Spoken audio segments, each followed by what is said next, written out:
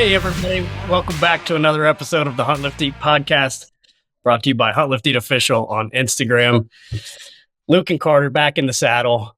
What's going on, man? Just continuing my odyssey of trying to get this house renovated so I can live with my family again. Yeah, moving with your family. That's cool, dude. Yeah. I was working it up the other day with Caroline. I haven't been home with my family longer than 6 weeks at a time for over 2 years. It's crazy. Got to fix that.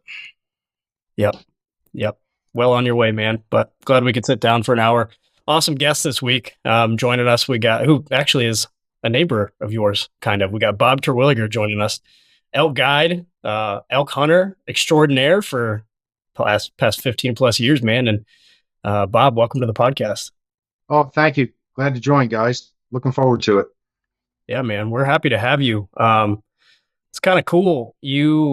We have a mutual friend, Jeff Doyle, actually is the one who put us in contact with you, who's one of our team members from the East Coast, and I guess was out goofing around trying to find himself an elk, and you guys spent some time together? Yeah, absolutely. I first met Jeff a few years ago. I was invited back through a good friend of mine in the elk hunting industry, Dirk Durham, the bugler. Dirk set it up where he needed me to pinch hit for him.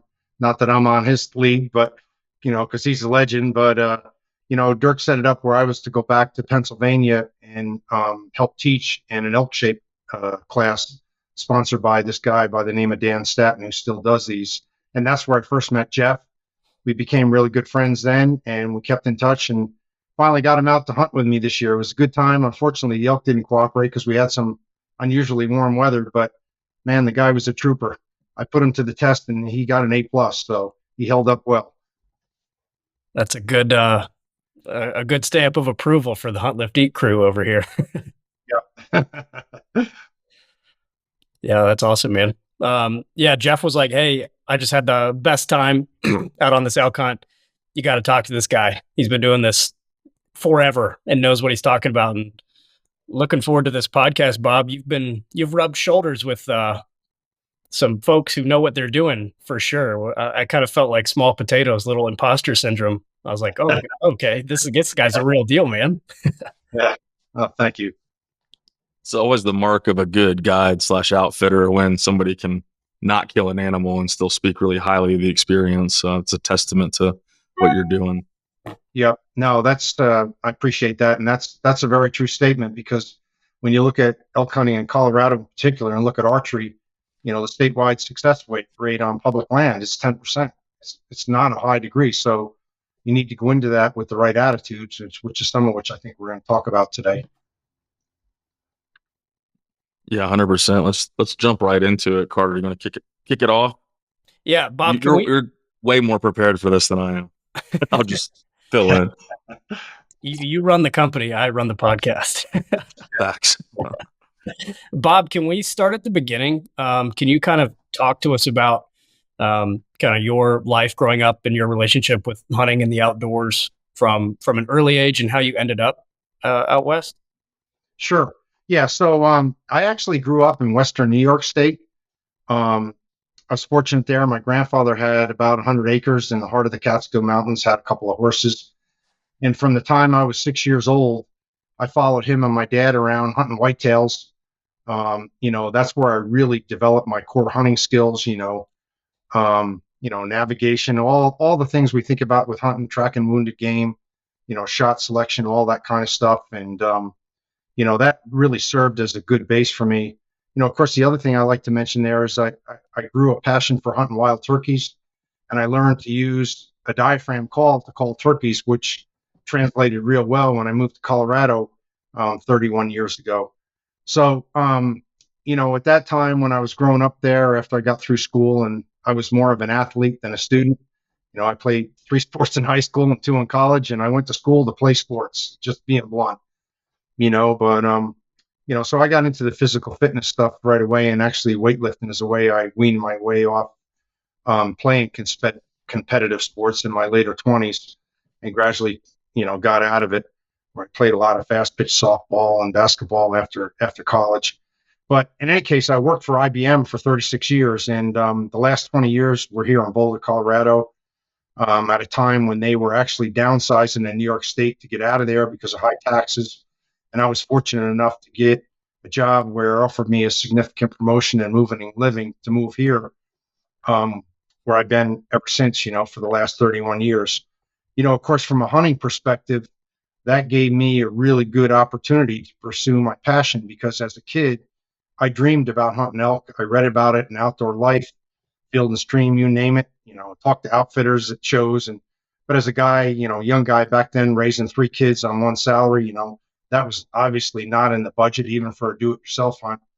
But when I moved here, then all of a sudden it became, a real opportunity. So the first 14 years I hunted here, I hunted elk on my own and, using some of my whitetail skills. Of course, there's some things I did way wrong. Probably the typical whitetail stuff where climb to the top of the mountain in the morning and find a good spot and sit there all day. And that really doesn't work well for elk hunting unless you're in a high pressure area where you're knowing escape routes and stuff like that. And then, but I was fortunate, I killed bulls most every year. I think maybe there was 1 or 2 years I didn't kill a bull those first 14 years.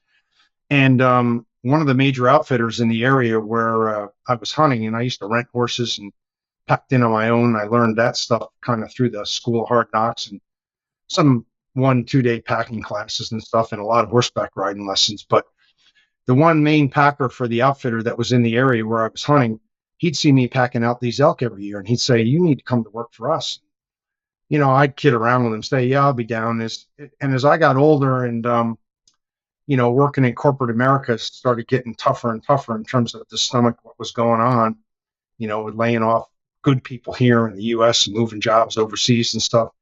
I started thinking about retirement early and schemed up with my wife. And she was at the time going back to school and, teaching preschool and eventually was a director of a preschool here in Colorado. And I combined that with my aspirations of working in the outdoor business. And I went down and I talked to that outfitter and lo and behold, we struck a deal. And, that was really my first job, guiding in 2008. And it became a real passion for me. I stayed in that operation until 2015. I worked my way up through the guide ranks and I was the head guide there. I taught the big game guiding segment of his outfitter school. And then, when that outfit, unfortunately, they ended up going out of business for some conflict with the Forest Service, which was really unfortunate because it was a great operation. I moved on to a couple of other operations to where I am now today, primarily working at a place called Budge's Wilderness Lodge, where Jeff came and hunted me, a great operation. And I also do some stuff for another operation here called Colorado Outfitters. The fun stuff for me there is that they have permits in the trophy units here, the ones that take 25 to 30 points to draw. So a lifetime to wait to draw, but the elk hunting is phenomenal, and it's a real unique opportunity to guide in those areas because it's like old school where the bulls are not hassled. It seems like every time I bugle, I get an answer. It's just a lot of fun, but that's kind of a real good background on me. Probably the only other thing I'll say is that where I've kind of made not that I view myself as a elk hunting guru, I certainly have a lot of experience and I've had some really, really good mentors in both the outfitting business and some acquaintances I've met in what I'll call the pro elk hunting industry, people like Dirk Durham, Jason Phelps, Jermaine Hodge. I've got some really, really good help from the people like that. But where I kind of made my claim to fame with them is that I'm 68 and a half and I'm still doing this stuff and I'm still hunting hard. And they kid me. They say, "I want to be like you when we grow up," and really the key to that is taking care of yourself and regular exercise, making life changes, changes in your lifestyle. When you're a younger guy, you want to party more and stuff like that. I don't do those things anymore. For me, it's about maintaining the quality of life. And I live a pretty stiff regimen to those standards. And that's what enables me to keep going, and just pray that I can continue to do it. So what are some of the, you were talking about your regimen and your training. What does that look like? What's a day in the life of Bob look like on the training and nutrition side? Yeah. When I'm, first of all, I try to eat healthy. I try to eat balanced. I'm really focused on taking in enough protein, but I do eat, a supporting amount of carbs and fruits and vegetables and stuff like that. I use some standard supplements like, high quality protein powder to kind of supplement that protein intake. Stuff like creatine, which is proven, and been well researched. Um, and then the other part is that really finding a workout routine that works for you and your schedule. I work out more what I would call in the framework of a traditional bodybuilder, and a lot of that comes from my son. While I don't have a degree in sports nutrition or training, his degree is in high performance sports training, and he's had some success when he was competing and stuff. So my tendency is I work out each muscle group 1 day a week, hard and complete. Um, and I'm in the gym probably 5 days a week. And then, in the off season, I do a lot of walking. I'll get out and do some modest hikes. And then when I get into the summertime, when I'm working, of course, I'm living at high altitude some of the time when I'm guiding fly fishing. But I try to do some periodic hikes and backpacking trips, and I try to build throughout the season. And my goal is really not to kill it too far in front of the elk season. I want to hit elk season where I feel like I'm hitting my peak, so that I'm not burnt out. Um, and probably the only other thing I'll say key for aging is that, when I talk about modifying my routines and stuff, there's things that I used to do that I don't do anymore. I don't do cleans anymore. I don't do traditional squats. I use a Rogue belt squat machine. It's a lot less. I get the leg strength out of it, but it puts less strain on my neck. I've had a 3-level cervical neck fusion for neck stenosis. I got a couple artificial hips. So I've tried to make some modifications and things I do. I don't do flat bench press anymore with a barbell. I do dumbbells. I do a lot of band work, both for legs and upper body, more as warm up. I find that stuff kind of helps keep me healthy and keep my shoulders healthy. So it's just stuff like that. And of course, moving away from the heavy weight. I used to be a much bigger, stronger guy when I was younger. In fact, I'm back to my high school weight, about 190 pounds. But when I was in my 30s and 40s, I was running close to 220 and every bit as lean. But I don't lift that kind of weight anymore because you might be able to handle it muscle wise. I still do pretty good with legs. I can load up that Rogue belt squat pretty good. But the joints just won't handle that, particularly on a regular basis. Once in a while to kind of maintain that high end strength, yeah. But you try to do that all the time at my age, you're gonna get hurt and be on the bench. So I like what you said about, find something that fits your schedule.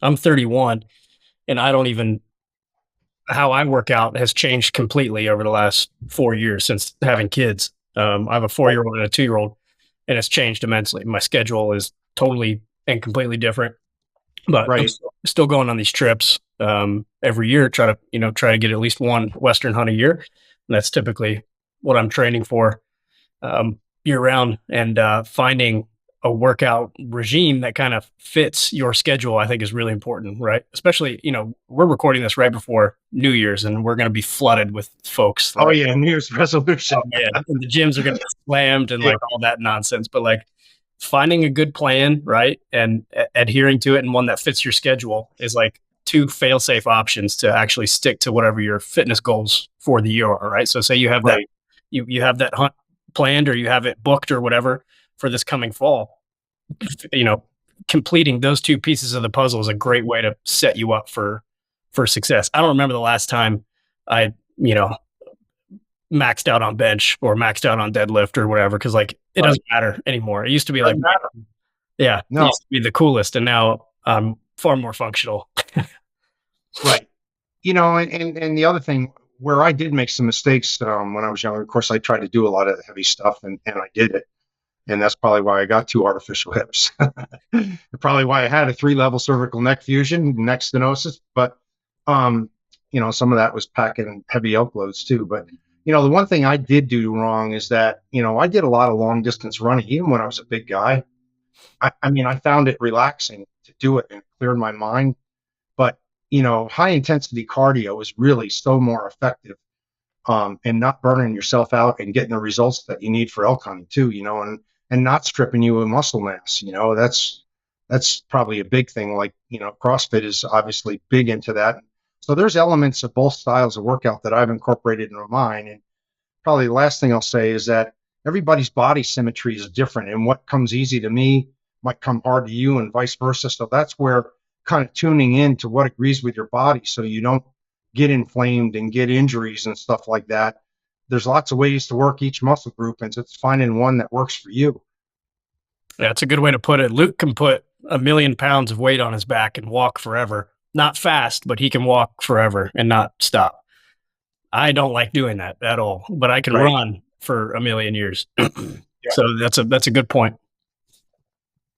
Yeah, I think we tend to overcomplicate fitness a lot there because there's so much information out there, and then people are like so rabid about it. It's like, nutrition. It becomes a cult. Like this way of eating, this way of training. Right. And when you look at it, it's like you got to break down like what your actual goals are and what you're trying to do, and then just find something that you can sustainably do over a long period of time with a lot of repetition. Absolutely. Like if you can do this most simple training regimen. If you do it consistently for 10 years, you're going to be way better than having the perfect regimen done over sporadically popcorn style, 3 months here, 2 months here, and that's what, like, I've been the worst culprit of that, where I just get like crazy intense with my training towards an obsession. And then like something in my routine falls off. And then I just completely, like, I haven't trained really probably consistently in like over a year, just with the business transition out of the army, the move, all this stuff. And it's like this year, like my whole focus isn't on like some crazy lofty goals. It's just consistently doing the routine that I'm building for myself, which is I built it in a tiered way too, to where it's like tier 1, 2, 3 based on the time I have allotted and the equipment I have available, because I travel a lot. And so it's like tier 1 is literally just a body weight flow. Tier 2 is like something where I can use a kettlebell or a dumbbell. And then like tier 3 is like my full gym workout. And like by building it and tailoring it to my crazy lifestyle, I'm just removing my barriers of sitting there and being like, well, I can't do it today. It's like I can do something every single day. I can go do push-up, squats, some burpees, broad jumps, something like that, and that just becomes the constant. I can go knock out a sprint workout or go get a little bit of road work in on a longer distance run or any of these other things. And I think that really not focusing on like I'm going to lose 50 pounds. It's like, no, I'm just going to focus on doing something consistently, and then the 50 pounds will fall off. Yep. Agreed. You probably, I know the answer to this, but can you talk a little bit about kind of on the guiding side of things when clients show up and they are like clearly unprepared physically for hunting? How often does that happen if you had to like give it a blank out of 10 times? It happens more than I would like, for sure. I'm going to say that, it could be as high as 30, 40%. And then you have to cater to that. And part of that can be guys not really being honest about their health situation. And that really puts a burden on the outfitter and the guide, of course, when that happens. And also can be a safety issue too, because we're talking about, this isn't, driving down to somebody's farm and riding a four-wheeler out to a tree stand in the dark and getting up in it, I mean, you're back in the wilderness in most of these places, you're hours from the nearest hospital. And, these guys need to be honest, I mean, there are operations that can accommodate people that maybe aren't as good a shape, or have medical issues and still go elk hunting. So it's not the end of the world. The reality is it might cost more, but probably the other thing I'll say though, that can be an issue too, is that I actually have guided people that were way out of shape, but they had the right mental attitude, which basically what I mean by that is they said, look, I'm going to be slow, but you tell me where we need to go and let's take our time and I'll get there. And I think about one guy that I killed a bull with in 2014. He had to be close to 300 pounds. And we hunted all the first 4 days we hunted, and we didn't see a darn elk. And, it was warm, it was dry.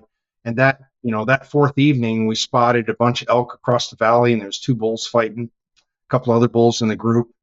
And I'm thinking about it, I'm saying, there's no way I can get this guy over there and kill one of those tonight, or we'll be sleeping there, Yeah. and I might kill him in the process. So um, I told him, I assured him, I said, I know how to get over there tomorrow morning. We're going to leave camp, about 45 minutes earlier, and we're going to go. And when it starts getting light, we'll be there. And, lo and behold, I got him over there and he killed the bull and he was ecstatic, so, but he was mentally tough, he hung in it. He never let down.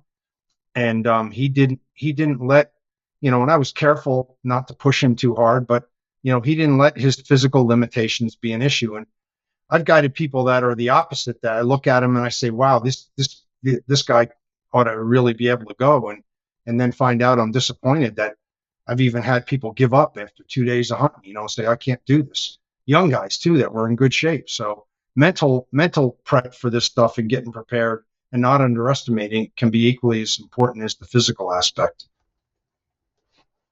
Yeah, I think that that's always a really good thing to implement into your training is those like I'm not a big fan of training to suck just to suck, but you need that, especially if you don't have a baseline of experiences. And so like Right. just doing like something that's just an absolute like mind screw, like, all right, I'm gonna go do an hour of step ups with 60 pounds on my back, just but not because there's a lot of training value, because there's not a ton. You're Right. working some chassis work, but it's just like just to know that like I can sit there monotonously and put one leg in front of the other and step up on this box for an hour. Right. Like, things like that. Like they're little things, or I'm gonna go do something that I really don't want to do. If you don't have a baseline of the experience to where you've been in that situation, you can artificially create some of that so you can get through those mental hurdles and understand that like it's okay, like I'm gonna be okay. And then that applies to so much, like even from like a safety or like a planning and emergency contingency standpoint. We were Carter and I with a few other buddies did a hunt in Colorado. We were on the western slope and fourth rifle. We were hunting around anywhere from 7 to 9,000 feet, and so like the weather was definitely being fourth rifle a strong consideration. And we were hunting out of it was kind of a drop camp scenario out of an outfitter's like lodged area, but we were DIY the whole way on the public side. And so it was my buddy John and I, and he's in the military as well. It was just like when we were going through our contingency planning of how we were going to like allocate guys and do this and like what because there's not a lot of good, and we were stupid and we only had one in reach that was turned on amongst the crew of 5 of us, which was something that we fixed in our planning. But like John and I just kind of knew like worst case scenario, we get stuck out here, we'll do a walk to daylight. We'll just walk out no matter how deep we are, and we just won't stop walking all night. And that can't be a plan if you've never done like it's miserable. I've done Right. where you just walk till the sun comes up, and it's and but you're like you're not going to freeze to death because you're moving. As long as you've got the barring a catastrophic injury, you can get out of there. And like having just that as like your safety net, I think is really important.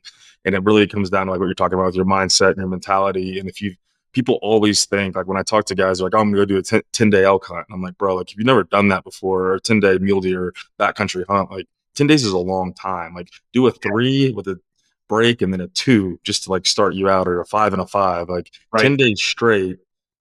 I'm very experienced in the backcountry, and 10 days straight screws with me. And so like if you don't have that baseline, it's just a way to talk yourself off the mountain so much faster. Absolutely.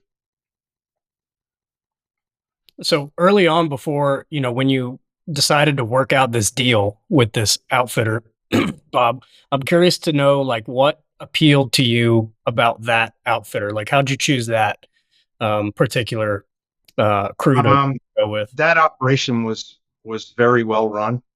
I mean, the guy had a ton of experience guiding on his own, and then running the operation. I'm going to say that his planning skills were, as far as how to run that operation, because particularly during the rifle season, it gets pretty chaotic when you're packing in drop camps, packing out drop camps. You've got guided hunts and stuff like that, and how you plan all that stuff out, and also the teamwork that was orchestrated to put around that. Um, that really appealed to me. I knew that he had really good stock. Probably the other selling point to me was that, and I'll tell you this point blank, I certainly had my share of success there, both personally and with guiding, but instrumental in that was knowing that country. So I went into that operation where outside of the outfitter and his son-in-law, who was a top-notch guide, um, I knew more country than anybody else that had been working there. Um, and of course, once I started working there, and I worked there 9 years, guided full-time elk hunts 7 weeks every fall. When you put that kind of time in the woods, combined with the knowledge of what he had, what I learned from his son-in-law, you know, I knew that that was going to be a good foundation for success, which it was, and working as a guide, it's tough work no matter what. I mean, you're getting up. Archery's probably the worst. You're getting up at 3:30 and 3:30 in the morning. You're not getting to bed till 10:30, 11 o'clock at night.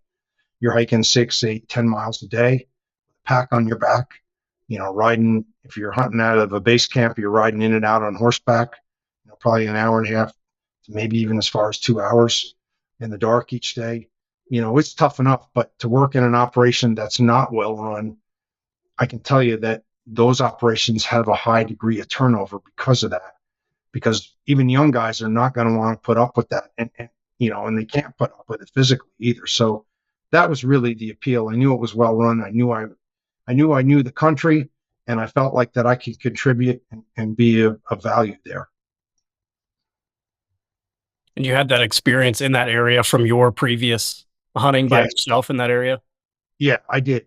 That's obviously not the only way to do it. Of course, the other thing I'll say is any good outfitter, let's face it, they all have to bring on new staff. It's just the way that turnover is high.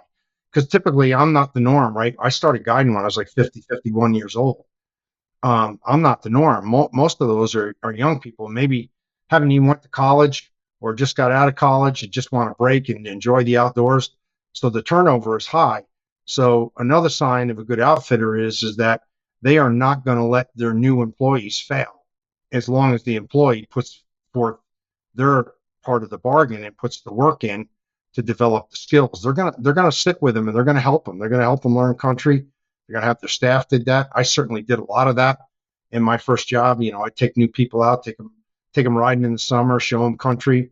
As a head guide, I would make sure that I knew where, particularly my inexperienced guides, we'd get huddle each night as a team and say, "Where's everybody going?"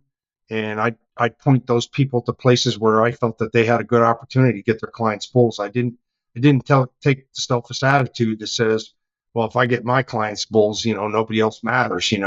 It's got to be a team effort, and a good outfitter is going to instill that in their crew and not tolerate anything different. Yeah, that's a big issue that I've been around a decent chunk of outfits over the last few years and helped out with some. Haven't done like formal guiding. I've done some guiding on our own back east, but that seems to be a big dichotomy. Like outfitters are not created equal at all, and I've seen some really kind of dysfunctional operations with that. And like there can be a level of like infighting and like spot holding to where the older guys don't want to help out the young guys. Yep. Because it's like a zero sum game. Like if you have success, then my clients can't have success, which is going to affect my tips, everything else. Then a general lack of like organization.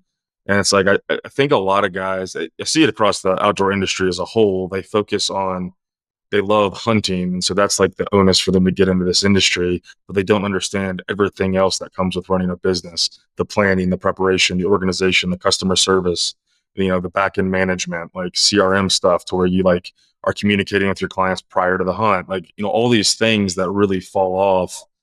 And there's such a demand for it, and the lack of moving a lot of outfits into kind of 2024 with social media and Google, and having the businesses they can hide with no reviews.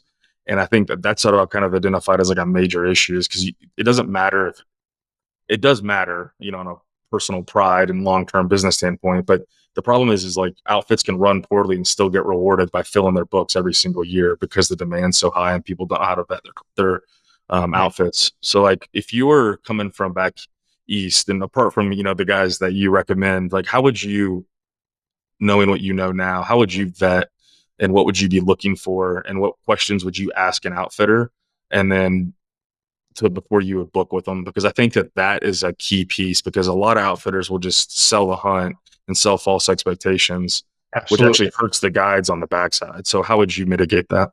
I would mitigate that. I would want to understand, the country they hunt, stock. I would want to understand the teamwork aspect of it because, you know, while I don't want to equate to working in the outfitting business to where you've been, Luke, is being in the military. The one part that is common is that is unique is that it's one of those businesses where when you're working there, you're not going home at night and getting away from the people that you work with. You're living with them 24/7 and you're not getting a lot of sleep and everything else. And teamwork and chemistry is so important, you know, that you can't afford to have bad teamwork or bad chemistry. It's going to make life miserable. And ultimately, that's going to reflect back on your business. So it's stuff like that. Certainly, the other thing that I'll say is something that, I think the outfitter needs to be straight up with and certainly something I would ask questions around, coming from my experience level is that, and I'll equate this to like, let's take just the Wrangler side of things for a minute. A lot of young folks say, well, I'm going to get to put on a pair of chinks and my Western boots and a Western hat, and I can jump on a horse and ride all day and feel like I'm in Yellowstone. Well, I got news for you. It's not like that. It's hard work. And, one thing working in the outfitting business that, I've come to understand that's something that people coming into it, no matter where they're from, need to understand, particularly back east, probably you would have the least understanding is that kind of need to be a jack of all trades. You need to be able to hunt. You need, and guide, and, you need to have some people skills to go with that, including respecting your clients and stuff. But by the same token, you need to be willing to shovel horse manure. You need to be willing to learn how to saddle a horse and tack up mules and pack. Um, and you need to be able to learn to cook and keep a clean, neat camp and all those kinds of things. It's not just guiding. You're going to end up doing it all. And I've done it all. I've worked for operations where, this is more of a summertime thing, but I've done it with hunting too, where, you've got stock in camp, you got clients, and you're guiding, but you're also taking care of those animals at night, feeding them and stuff. You're getting up early, saddling them in the morning, maybe cooking too. If it's in the summertime, you're hobbling animals, putting a few out at a time to eat. So it's really being a jack of all trades, and there's a lot of skills that come with it. And a good outfitter is going to share that with you, that's what they expect. And along with that, they're going to say, look, if you put in your end of the bargain and you're willing to learn, I'm willing to teach you. Yeah. And, it's got to be that two-way street. Yeah, I like that. What advice would you give new guides, young guides going into operations? Maybe they're in an operation they don't love. You like starting at 51, you had the maturity and the confidence, I'm sure, Right. happily walk away if it wasn't working out, where maybe if I was Right. 20, I wouldn't have the gumption to do that and I'm a Right. little stuck. So what advice would you have for like younger guides who are into or thinking about entering this world? You need to swallow your pride a bit. You need to be humble. You need to be willing to learn from everybody. And sometimes that can be even people from that are younger than you. I mean, I'll tell you what, I still learn stuff every year from sometimes people that are newer than me, and they just learn something different that I didn't know. And I just say I like their way better, and I do it. Certainly, that's one aspect. You need to be willing to work hard and have an open mind, like I was saying about, um, what you do. With clients, you need to understand that there's going to be difficult personalities, and you need to be able to, have some thick skin and not take everything to heart. By the same token, don't be afraid to go to your boss if there's safety issues, because safety trumps everything. You're going to get some clients that might test you on that. For example, with clients, the first couple of days of I'm guiding rifle hunters, before I'll put their rifle on stock, I'm going to make sure that it's unloaded. I don't want anything in the chamber, and I don't want anything in the magazine. When we get off, you can put stuff in the magazine, but nothing in the chamber, until we're ready to shoot or putting it on stand. So it's really enforcing those safety things, I think are really important. Those are really the big ones. Yeah, that's good. For me, I feel like when I'm at work, I'm a school teacher. I'm at work and I'll Google just outfits all across Wyoming and Montana and Colorado, just daydreaming. Having a good website says a lot to me. There's a lot of outfitters out there that are living in the Stone Age, man, and it's 2025. Yeah, Like unacceptable to not have a good, clean, understandable website. right. Yep, absolutely. Yeah, it's wild. I was, I won't say who, but like talking to this guy I built a little bit of a relationship with and been doing it for about 30 years and I never collected an email. And I was like, you know, like you're not following up, you're not re-engaging, you're not trying to sell again. Like I guess, if you don't have to, you don't have to, but you're leaving a lot of meat on the bone with on the business side. And that's what I've noticed is there's the ones that do it well, I think really set themselves apart that understand the Right. backside business versus the majority that I've seen, which I'm by no means an expert or that experienced, but I've been around, like I said, a decent chunk. And it's like, you guys could really step into this century and probably, see a 50 to 100% increase in Right. your profits. And it's not about, and one of the other things to me is like, because we've considered, in the future moving somewhat in that direction. And we run our courses and combining those two things. And as I've looked at it and built kind of a business model, it's like finding the right clients, I think is also really important. And with, what you were saying with guys like not being honest about, because everybody can shoot out to 800 yards and Right. everybody's in great shape,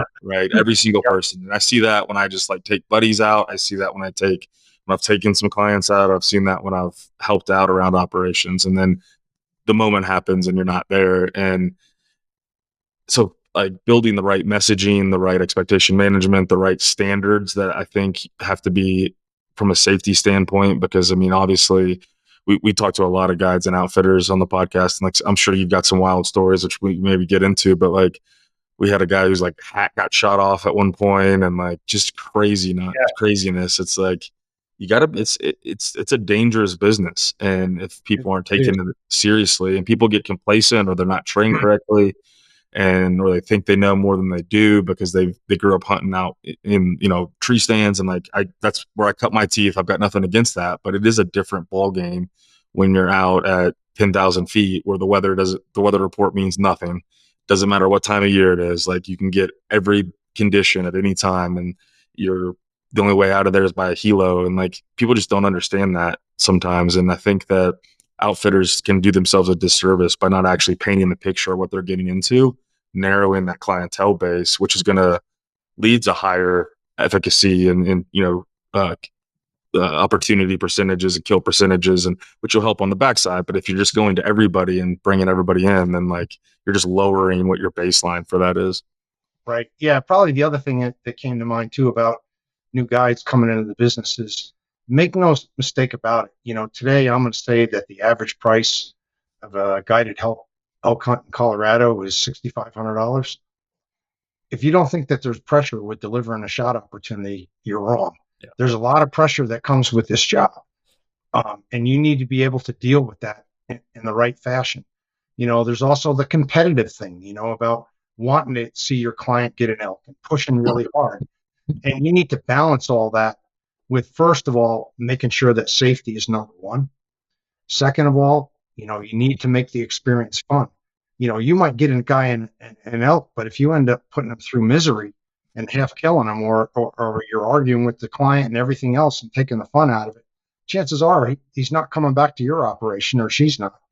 So it's really keeping that right balance about, dealing with the pressure, but keeping the right focus on, because your best chance for your client to kill a bull is making the thing fun, making sure that they're tuned in every day and thinking that at any moment an elk can walk out from behind that tree or, whatever, and just making the whole experience a good experience. And then doing it at a pace that your client can handle. They don't care about your track record. They don't care about how good a shape you're in. What they care about is what you're doing for them. And guess what? At the end of the day, your gratuity is going to depend on that. So, Bob, what did Yeah. an elk hunt cost when you started back in '08? I'm going to say it was probably around $4,000, give or Yeah. take. Yeah. It's went up, and of course, a lot of people don't understand that when you get underneath an outfitter's cost, he's got to pay the guide, he's got to feed his stock all year long.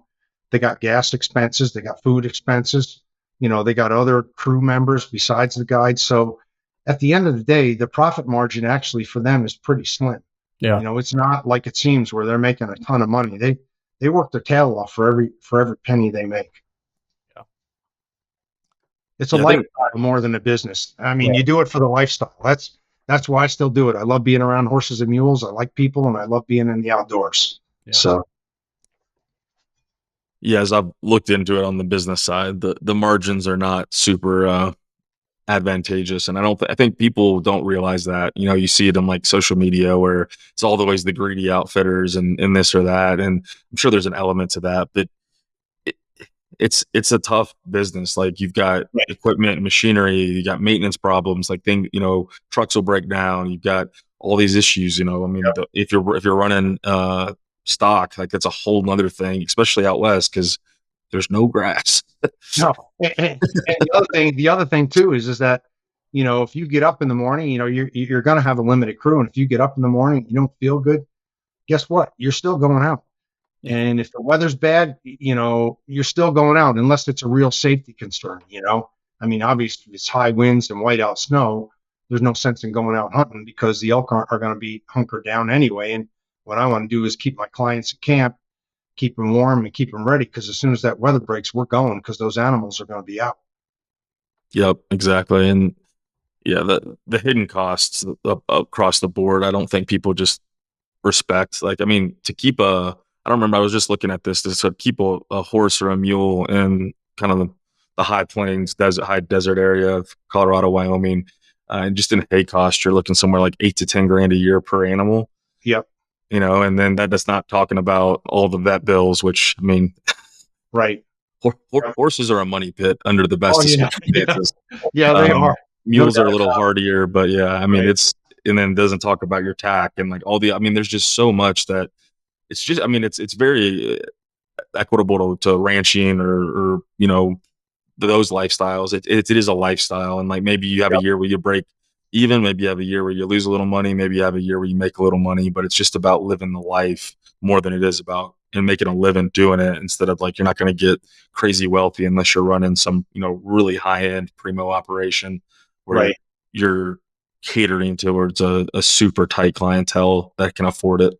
Yep, absolutely. Do you have any specific memorable hunts or instances that come to mind frequently from your time when you were guiding? Yeah, I actually thought about a couple.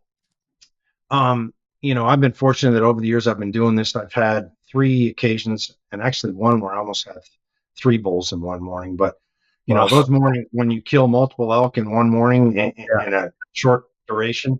But there's one in particular I like to talk about with some really good guys who I've became friends with back in 2014. There's some guys from Illinois came out, and we were hunting up on top of this mountain at a high mountain camp, and it was in an area where it was above tree line, so there wasn't a lot of cover. And honest to God, there was this herd of about 100 elk out there every morning when we go out, and we'd lay down in the willows and we'd watch them, and they're too far away. The guys, there were 2 muzzleloader hunters I was guiding, and we're watching. Long story short, we watched these bulls in this group for 3 mornings, and we couldn't get close to them because there was just no way to do it. And the 4th morning, we're watching them, and I was saying, finally, they're going to go into the dark timber that was across the meadow. And the elk goes in there. I said, guys, when the last one goes in there, I said, we're going. And the last elk went in the timber, and we took off on a dead run across the opening, got inside the fringe of the timber. I started calling, and I got these bugles going around me, and the first one comes in, and bang, this guy shoots his first. It was a 4x5 average Colorado over-the-counter bull.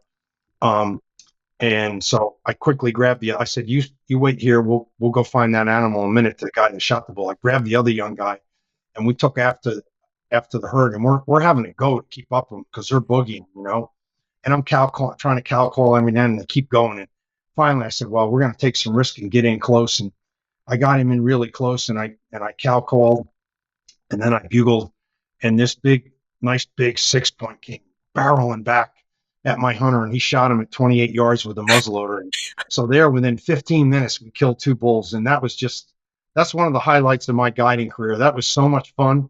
That after which it was a lot of work because then I had 2 elk to deal with on the ground. Probably another one I'll talk about because it's worthwhile from my personal experience was this was in 2019. I shot a big 6 point here in Colorado, and me and my 2 buddies, we had hunted hard for 4 days, and I didn't even see an elk. I didn't hear a bugle. This is first rifle. All I saw was moose, and I saw quite a few bull moose too, but no elk. So the last morning, I'm going up and I'm going across this big meadow with a young guy who I guided with a lot over the years. And I look over my shoulder one last time up in this avalanche chute. There's this big bull with a bunch of cows. I beat feet. I took off, and I knew the terrain really well, how I could get close.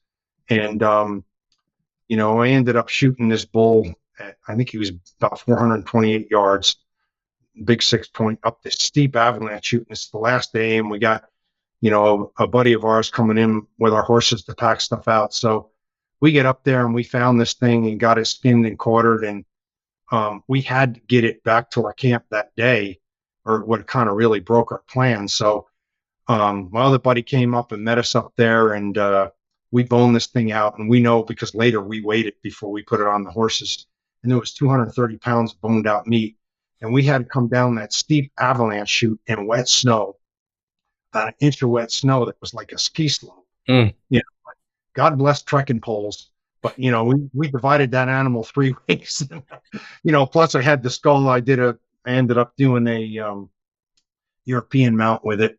And that was a heck of a pack out. It was a heck of a pack out, but a lot of fun because that night, the 2 of them, because they hadn't killed anything and they went on hunting. I said, well, I'm going to gather firewood. And when they came back, I had, fresh elk tenderloins where I cut them up into nice thick steaks, marinated them a little bit of avocado oil, some good spices, and over an open fire, we cooked those things, and it was a real feast. So that's kind of another one that sticks in my mind from a personal standpoint. That's awesome. I was fortunate enough to kill my first elk this year with Luke and 2 other buddies up in Wyoming. And I want to know if this feeling ever disappears, but I know I was very fortunate. We had been on the ground for, I don't know, an hour. Luke picked me up from the airport 2 hours before, and we drove from Denver up to Wyoming, and very quickly we had an elk on the ground.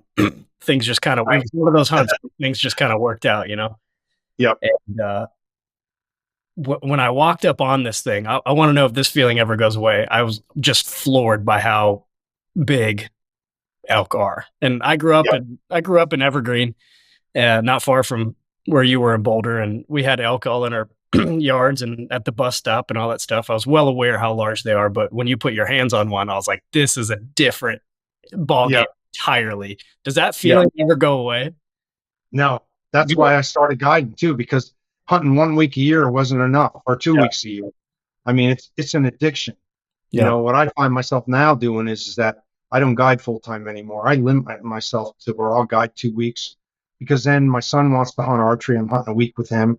I typically hunt first rifle for myself, because it doesn't make sense for me to get an archery tag anymore with my son. If you get one bull down, I feel like you got your hands full to get it out, even with stock. I've got a couple of mules of my own, which I use, but even with that, it's a race to get them on ice and get them in a cooler. So, and then if we hunt third or fourth rifle for mule deer, that's 4 or 5 weeks a year, that's enough for a guy my age, but no, answer your question, it never goes away, and I don't care if you shoot, raghorn 4x4, and if you enjoy the meat the way I do, and I tell people, particularly for your first animal, don't be too picky. And if you're in Colorado, you shoot the first legal bull you see, because it's an experience that is like no other, and it's going to last with you a lifetime. And they're not easy to kill. I mean, even when you see them, they don't give you much time to shoot, as you guys, I'm sure, have seen. You got seconds. Yeah. Even if they're walking, they don't know you're there. With those long legs, they can be across an opening in no time. It's, Yeah, they're incredible. The amount of ground they can cover is the most discouraging thing on the planet. When you're sitting there and you're glassing them up and you're like, all right, like we can start making a play, and then that herd starts moving and you're like, they just crossed that ridge in like 17 seconds, and it's going to take me 3.5, 4 hours. Right. Yep. It's just, you're like, Oh, it just gets, you just sit there and you just got to have that mindset of like, this is what I got to do. yeah. Because it'll just mess with your head so much when you just watch them. You're like, there's no way I can ever catch them, but they're going to stop, and you can cover ground. But yeah, they're incredible animals. I still haven't killed one. I boogered Yep. up my opportunity this year, but I'm excited for next year. I learned a lot of lessons. Yep. It's an addiction, for sure. It is an addiction like no other, and it's a lifestyle thing. The challenge, I think, is a big part of it. And just being outdoors and, in that country, in God's country, it's an experience like no other. Really is. And it's just such a unique, I've killed a lot of critters in North America, but this year that bull came in at 14 yards, and like I was like 25 and I gap shot him. Just stupid. I had time to range him. My brain went dead, and it hit him high. But like looking back at it, it's like it was like a Primos video. This bull I watched him come up from like he was Carter spotted him. He was 1,000 yards away. My buddy calls him in. He comes in on a rope, and he's just like making noises I've never even heard in a video, just like grunting and snarling. He's drooling and like raking his. And I've made the mistake of just staring at him the whole time as he walked up. My heart rate was just. I mean, all my experiences through the military, I don't think I've ever had a physiological response like I did when that bull. Like I didn't like totally black out, but like my heart rate was unbelievable. Like there's just nothing else you can compare to something that big. And he was a good bull. I mean, Yep. Not a great field judge, but I mean, he was like would have been a perfect first bull for me. And like I was looking at him and just like it was wild. And like I said, I haven't stopped thinking about it since. But I wouldn't trade. Obviously, I would like to have killed him, but like the experience, you don't get that in rifle. No, you don't. Having him that close, because I could have killed that bull 30 minutes prior if I had a rifle, and just letting him come in like that. You see things you just don't see, which is addicting to me. One tip I'll offer, I like to talk about this one all the time, is, the mental prep for a shot is really critical because of what we've been talking about here, the amount of time constraints. Really thinking about when you think you're going to get a shot opportunity, when you first get into a location and maybe your buddy's calling for you, but really, assessing your shooting lanes, taking some readings on those shooting lanes on objects so you know what the distance is. And then also thinking about what are my draw points, depending on where he's coming from, where are going to be my opportunities to draw. To get that stuff drilled into your head before he gets there, they can help immensely. And one of the ways that I like to talk about that you can really prepare for that, and it's fun, is that, and there's a lot of good stuff out there. You can watch Dirk Durham, the Bugler, you can watch Jason Phelps, you can watch the Born and Raised guys. But what I like to tell people to watch is watch the person that's on stand and how they handle the shot opportunity and what they do when they first get up. They get an arrow knocked, and what they're doing and when they draw and when they're going to release. Those are all things where you can learn about and, without ever having to step foot in the woods, and watch how those guys are doing it. I preach that to my son a lot because he's an avid archery hunter, those things can really pay dividends, so that when the opportunity does happen, it's more reaction, more muscle memory than, being overtaken by the moment. Because it's, I can tell you, I've been doing this stuff now for 31 years. And when I see a bull, there's that moment, where I say, oh, wow, it's a bull, and I automatically go into shot mode where I'm assessing my shooting lanes and where I'm going to shoot them and getting the rifle or the bow up, and I'm ready for that opportunity. And that's where a lot of opportunities get missed. And many don't even get the shot off. Oh yeah, I guess I'm glad I pulled my bow back at least. I did. I was working it back because like I'm constantly always thinking back, and like I did 4 things wrong. If I had done 3 out of the 4 with any of my mistakes, I would have killed that bull when I was like analyzing it, and it was like, man, like it's just such a tight, narrow window in a game of, like, I mean, I'm not to compare killing an animal with a game, but it kind of, if you gamify it, it does come down to inches, and it's like you got to go through these processes, and like in the preparation doesn't stop. That was another thing is I went to 19 3D archery shoots last year and didn't shoot my bow once because I was focused on the business. I should have, in hindsight, if I had done a lot more preparation and my shooting was good going into it. I was shooting the best I've ever shot, but it wasn't where I needed to be on the repetition side. And then, yeah, I just didn't expect to have I had been at full draw on a bull and I passed at 40 and felt, I mean, my heart rate didn't even elevate. Right. And like 14, like I just wasn't, I didn't mentally go through that. And I didn't walk myself. And I'm usually pretty good about that as I walk through the scenario as it goes, but you can get overwhelmed. And I've seen guys that like I know have killed a lot of animals still go through that. So it's something you have to constantly address. And I think you hit the nail on the head with those tips. And I should have done a lot of things differently, but we learn a lot more from the failures, I think, than the successes. And so having that frame of mind and being like, all right, I'm not going to be that much better next year. And as long as we take it and apply it, I think is really important. Yeah, and probably the other one I can pass along, actually my son experienced this last year, is that, because of the style of elk hunting, it's not like we got a tree stand and you got all your shooting lanes trimmed out and you know the distances and everything else. And when you're hunting elk during the archery season, and you call and you get one that bugles, it's amazing how quick they can close the ground and be on you. Yeah. Whether they talk again or come in silent. And so, what I'm getting at is you really need to, when those circumstances happen, you need to get to a location to where you're going to shoot from really quickly and get set up. And it's rare that it's going to be ideal, but you got to be able to deal with the hand that you're dealt.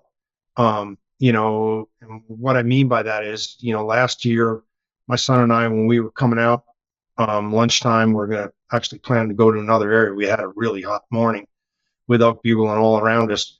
I bugled one last time heading out, and this big bull hammered over top of me. And I said, he's close. I said, get right there to that tree. And my son, he tried to inch closer and go to the next tree, which was maybe like 10, 15 yards in front of him. And when he got there, he just got an arrow, he barely got an arrow knocked, and the bull was already on him and saw him. Where if he'd have stopped where I told him to and had the arrow knocked and ready, he would have shot that bull at 20, 25 yards. And he said he was a monster. And my kid's seen a lot of good bulls. I mean, we go and look at him up in Rocky Mountain National Park. So he knows what a big bull looks like. And he said, Dad, he said he was huge. And he's still kicking himself over it, But yeah, it's so hard. Like everything comes down to like you can do everything right and still fail. And that's one of the things I love about hunting is it just constantly humbles you. Like it's like the only thing that I think you can commit yourself for 10 to 20 years and you still make mistakes and you still get humbled. I don't think you ever truly become an expert. You can become pretty good. You can, have a high level of success, but you're going to learn something because the animals, they have a vote and they don't do what they're supposed to do a lot of times. I mean, you will know that. You're just like, they're looking at it and you're like, why is this thing doing this? Like, I couldn't figure it out. Like I had already punched my mule deer tag during rifle this year and I was looking for elk, but I was watching mule deer and it was like maybe 4 days before the rut really should be firing off. And I was looking at like a bachelor group of bucks and I was like, why are they bachelored upright? Like this makes zero sense. They should all be completely separate and they would spar a little bit, but they weren't where I thought they should be based on just like little things like that. You're like, this doesn't make sense, but it's just because there's so many variables that we don't understand. That's what I love is like figuring out the chess game of learning the animals and the behavior and the learning. And I think that's something that's really, really cool. And what a lot of people overlook, they care about the gear, they care about the shooting and the fitness and all that stuff is really important. But if you don't know animals and animal behavior, you're just reacting and you're hoping to get lucky to get out there and find them. Yep. What's some, on that note, what are some, tips and things that you've learned on like elk behavior based on time of year that you use as kind of a consistent way to like, if you're analyzing, maybe you don't know the ground as well as your home ground there. If you're going into an area, what are you looking for to try to like narrow out country to find some elk? Well, obviously, the key elements that they're going to need is they're going to need feed, they're going to need water, and they're going to need a bedding area, and elk don't like heat. They also don't like being near people. So they're going to pick places that are remote and hard to get to, where they can get to feed and they can get to water. And left undisturbed, they're probably not going to wander far from there until they do get disturbed, So Of course, e-scouting is a big thing now with Onyx, which is a really great tool. I mean, I actually have a love-hate relationship with Onyx because I'm seeing people now where I never used to see people, in recent years because nobody's afraid of getting lost anymore. But really looking at that stuff, so typically north-facing timber, and it can be in steep areas as long as there's short benches for the elk to bed, places where they can get water. Those are the places where I start. Um, if you can get out to your area before the season and do some scouting, definitely that's going to be better because nothing beats boots on the ground because, as good as Onyx is, there's going to be ways in and out that you're going to learn that make it easier to get there. Um, in terms of the terrain, maybe even understanding the wind currents through that area. Um, but the biggest thing is when you get into those areas, it's really critical to find fresh sign. Um, and that can vary where you find that from year to year, even in an area that based on how much moisture we've had, how much snow we've had the year before. Sometimes water can be all over the place, and other times the water can be really scarce. Same thing with feed. If you've had a good, you know, thunderstorm activity through the summer, that followed good snowpack, there's going to be good feed everywhere. So the elk are going to be more dispersed. In areas where things aren't as in years when things aren't as plentiful, they're going to be more congregated. So getting out and really finding that fresh sign. If you're on your hunt, you go out into some new country and you're looking around. If I don't see fresh, I really want to see two things. Fresh tracks mean something to me, but it's not the end all because here in the West, where sometimes we can go a week, even 2 weeks without rain, those tracks in the dust, they can stay there a long time unless you have wind or rain to disturb them. So not only do I want to see fresh tracks, but I want to see fresh droppings. And if I don't have both of those, I'm probably going to keep going until I find that, so it's really that thing of pursuing, where that the animals are. And then the other thing that I'll say is that once you find them, pick your opportunities wisely, because with all the public land we're talking about, the millions of acres that are here in the West, where we're hunting in these wilderness areas and national forests, the elk can be a lot of places. And the hardest part about this whole thing is finding them. Once you find them, you want to pick your opportunity wisely when, you've got the wind in your favor, when you've got, you can get near them without being seen, and those kinds of things, and you don't want to go in there and bust them out of there, and then have to start all over again, because that could take you the rest of your hunt to try and find them again. And good outfitters will tell you that too, that and it's a standard that I've always hunted to, and a lot of the outfitters that I've worked for push, is that using your opportunities wisely, because you can go and hunt the same group of elk for a couple of weeks, a couple of different hunts, and if you hunt it smart, you can pull multiple bulls out of there.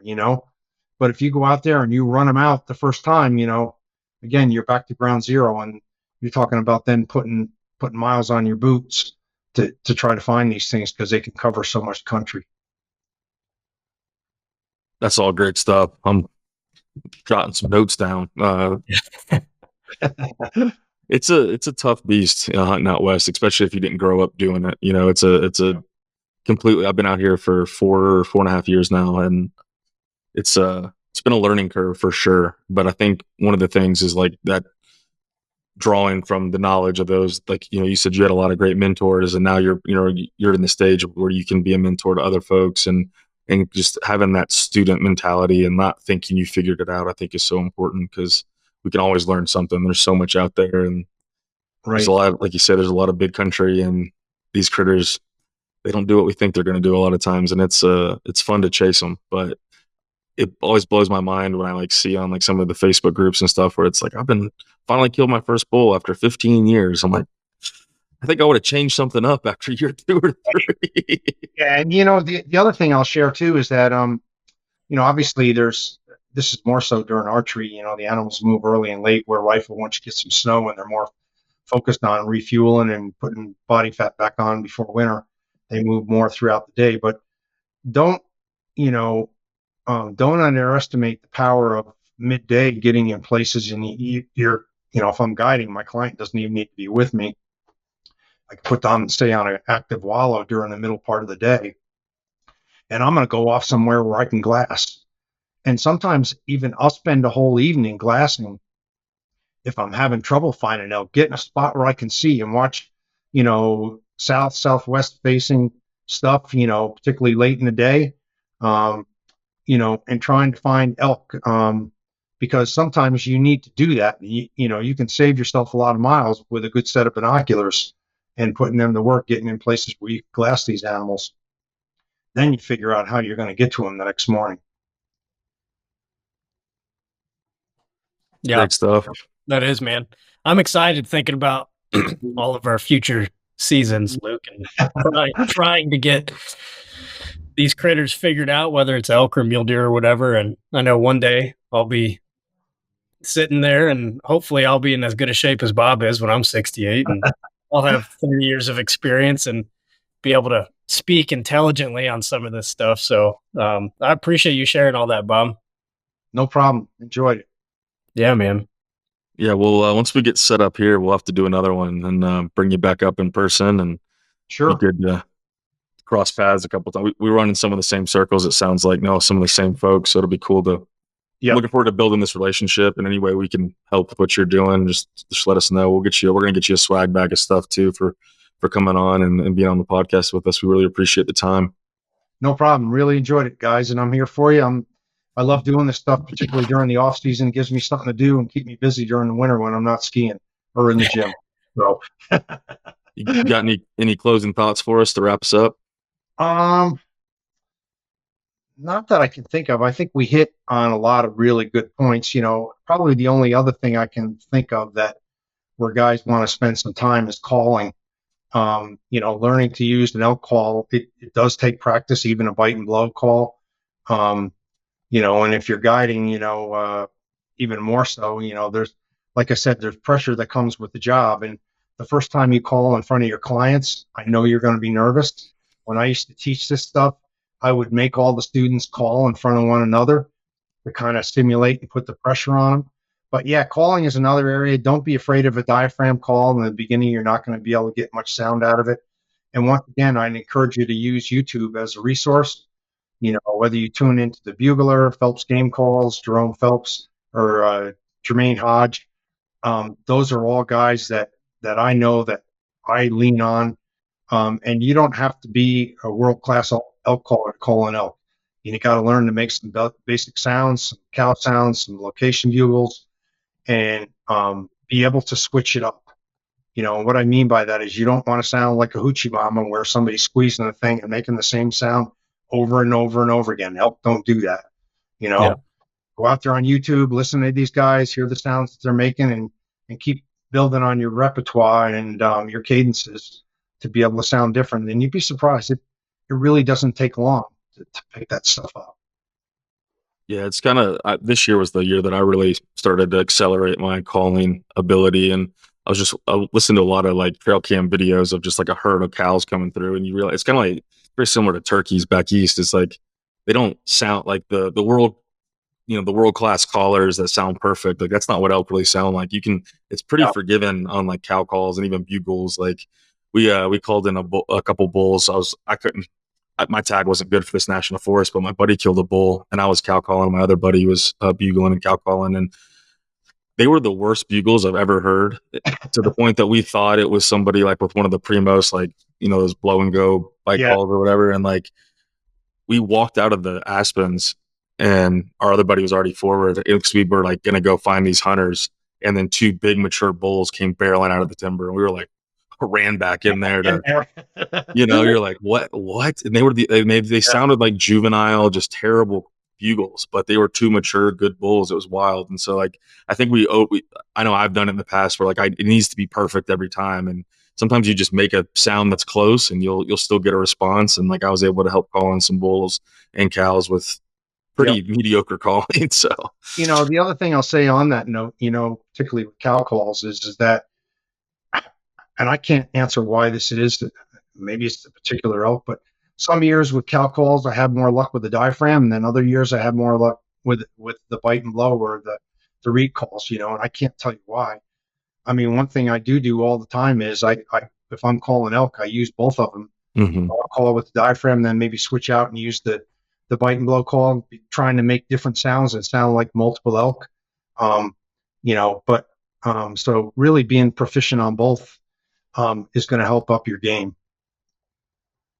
Yeah, that's our buddy Gabe, who helped us hunt this year. He's a great caller, and it's I've watched him, and he'll sit there and he's running multiple calls and he's changing it out and like changing direction. And then, like we were Right. doing when we called those two bulls in, I had just gotten done watching Phelps and Ranella on their hunt where they started trying to rake that bull. So I was grabbing branches and I was beating the hell out of everything. We were stomping, trying to sound like a herd of cows, and like it worked. I mean, they came in on a rope. We were 100 yards off the road. It was the craziest thing I've ever seen. Yeah. And like it was fun. That made it even more fun than like sitting there trying to be like perfect. It's like, let's just make some noise and see if we can get these guys to come in, and it worked. Right. Yep. But well, Bob, I really appreciate it. This has been a lot of fun. I'm glad we had the opportunity to jump on here and meet and chew the fat a little bit on hunting. It's what it's all about. Yeah, no, I really appreciate it, guys, and you having me on. Hey, and thanks to Jeff Doyle for getting me wrapped up with you guys. This is awesome. It's be another good relationship, and look forward to talking more about elk hunting with you guys. Anytime. Carter, you got anything to wrap us up? No, just appreciate your time, Bob. I'll probably be bugging you. I got a pile of points in Colorado and I don't know what to do with them. So might pick your brain a little bit. I think I have 9 points and I've got the bug now. So. All right. Sounds good. Awesome, man. Well, we appreciate it, man. And listeners, we appreciate you guys. We'll talk to you next week.